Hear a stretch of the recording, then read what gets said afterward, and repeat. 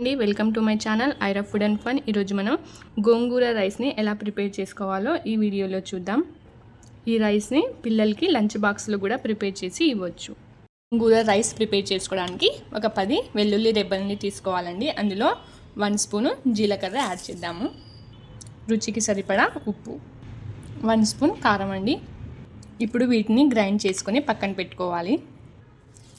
ఇలా దంచుకొని వెల్లుల్లి కారాన్ని ప్రిపేర్ చేసుకుందామండి. ఇప్పుడు ఈ పేస్ట్ని ఒక ప్లేట్లోకి తీసుకుందాం.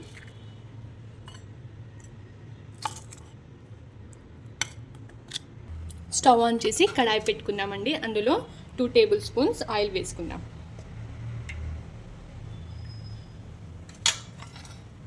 ఆయిల్ హీట్ అయ్యాక ఇందులో 1 స్పూన్ చనా దాల్ అండి,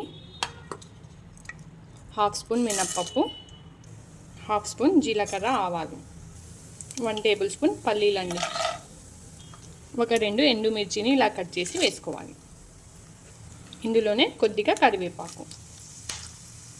వీటన్నిటిని బాగా ఫ్రై చేసుకుందాము. తాలింపు గింజలు బాగా ఫ్రై అయిన తర్వాత ఇందులో మనము దంచి పెట్టుకున్న వెల్లుల్లి కారాన్ని కూడా యాడ్ చేసుకుందామండి. దీన్ని కూడా ఆయిల్లో బాగా ఫ్రై చేసుకోవాలి.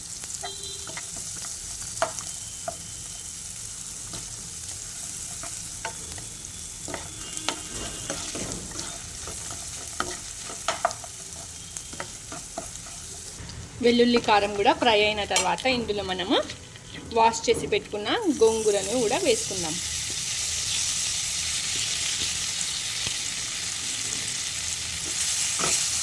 వేసి ఒకసారి కలుపుకోవాలండి. గోంగూరను బాగా కలుపుకొని క్లోజ్ చేసి మంటను మీడియం ఫ్లేమ్లో పెట్టుకొని ఒక 2 మినిట్స్ పాటు ఉడికించుకుందాం. 2 మినిట్స్ అయ్యాక ఓపెన్ చేసుకుందామండి.